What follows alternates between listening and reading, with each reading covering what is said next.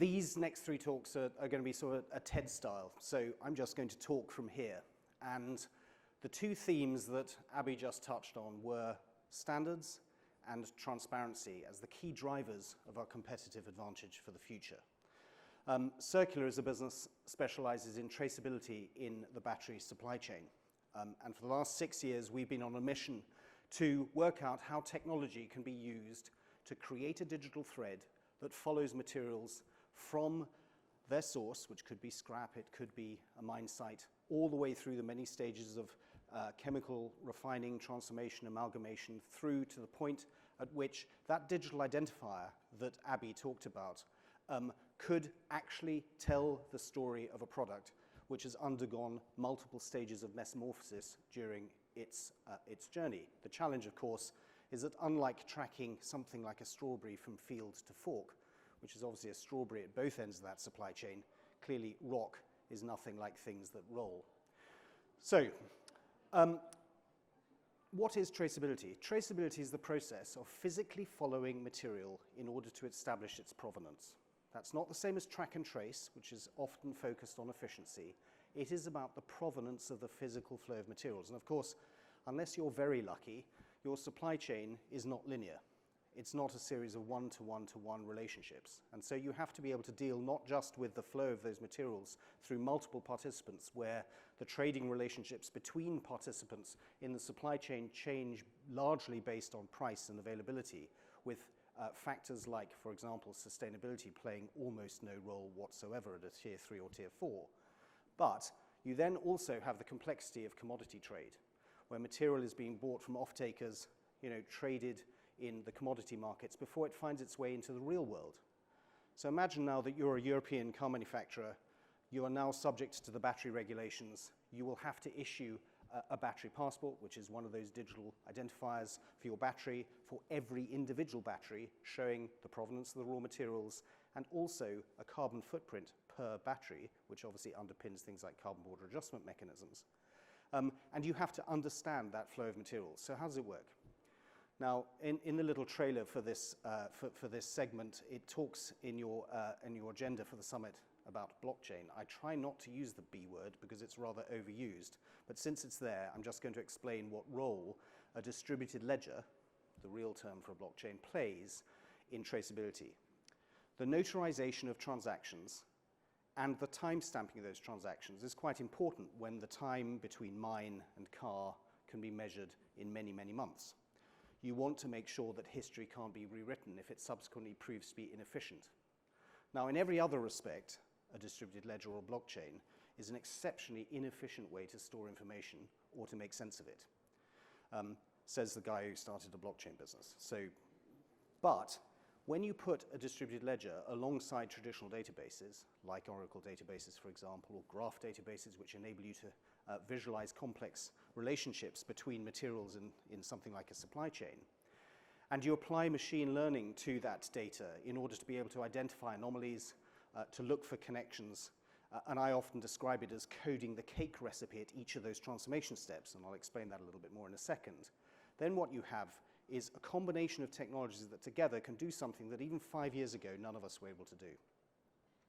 Now, what I've just described to you is not pie in the sky. There are a number of European car manufacturers right now who are attaching what are effectively battery passports, let's call them shadow battery passports because they're not yet legally required, to vehicles rolling off production lines. And it's costing them about $10 a car to do, which if you think about the context of underpinning a tax credit certificate that's worth $7,500 if you take the two parts of the tax credit, $10 to unlock and evidence $7,500 worth of tax credit is actually pretty cheap. So not only is the technology now available, but it's also not that expensive to apply. That doesn't mean to say it wasn't expensive to develop in the first place. Right, so how do you do this? First of all, you need to create a reliable digital twin for a physical commodity at its source. Now, if you're at an artisanal, managed artisanal mine site in the Congo, clearly the method for doing that is totally different to the method that you would apply to an industrial mine site in Western Australia. But let's just take that most difficult use case, something like an artisanal site. And this is something that we've actually been doing with Trafigura, a large commodity trader. Material at a crush plant in a geofenced mine site is brought to a collection point. And you're interested not in the physical identity of the individuals, but you want to know that they're supposed to be working there. We're using biometrics for that so that you know that legitimate actors are bringing material to a collection point. And from that point, no information is captured by a human entering or capturing anything. Everything is done wirelessly. The weighing is the weighing plate underneath a 1-ton tote at the end of a crush plant is producing data wirelessly. Handheld mass spectrometers producing data wirelessly. And it means you're removing many of the paper-based traceability challenges where you can slip someone a little bit of money and they can change the weight, they can change the water content, they can change the grade of the material.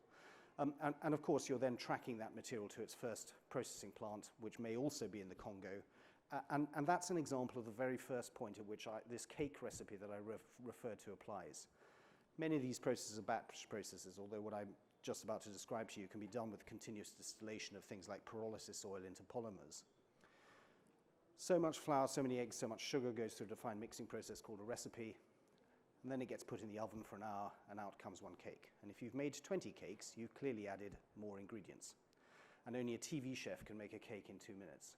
And so that combination of batch level mass balance and a batch level elapsed time allows you to confidently state that the output of that process can be linked to the input ingredients subject to a set of what are effectively business rules, or essentially chemistry.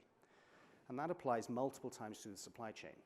Now, I know one of the themes here is about potentially reducing our over-reliance on Chinese supply chains, but what I've just described to you is happening today with the likes of YU Cobalt, POSCO Chemical, LG Energy Solutions, all customers of ours who've been doing this now for some years, in some cases nearly 5 years.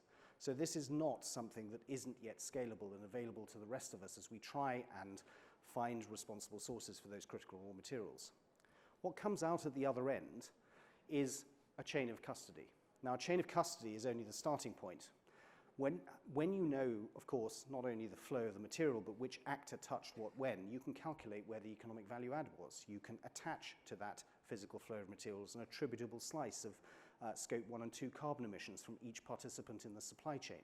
You can capture information on human rights, and you can attribute it to that flow of materials. So all of the, I know ESG is now a dirty word, but all of those criteria that are relevant to both responsible and sustainable business can be actually identified through the supply chain.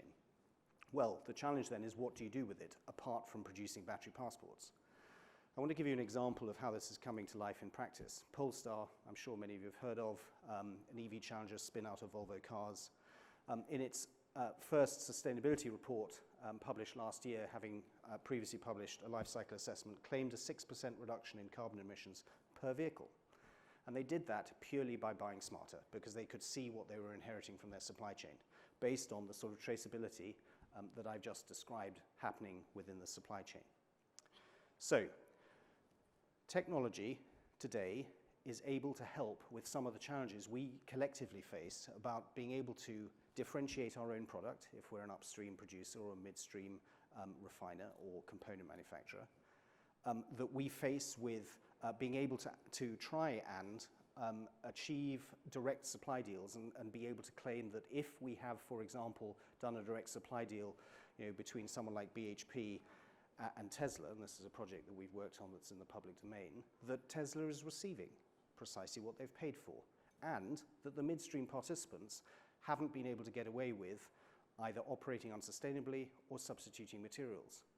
And that obviously has relevance beyond merely traceability to underpin transparency in supply chains. The digitization of deeper tiers of supply chains is necessary in the same way that the digitization of processes within the enterprise over the last 20 years with ERP platforms has improved efficiency and reduced error. Supply chain fraud is still real. Post-trade is horrific. Demonstrating, for example, that a solar panel can and should be allowed into the United States because its silica dioxide has been sourced in the right places is not a trivial activity unless you're able to demonstrate traceability. So the key theme of this little talk is it is possible to do traceability, and thank you very much for your attention.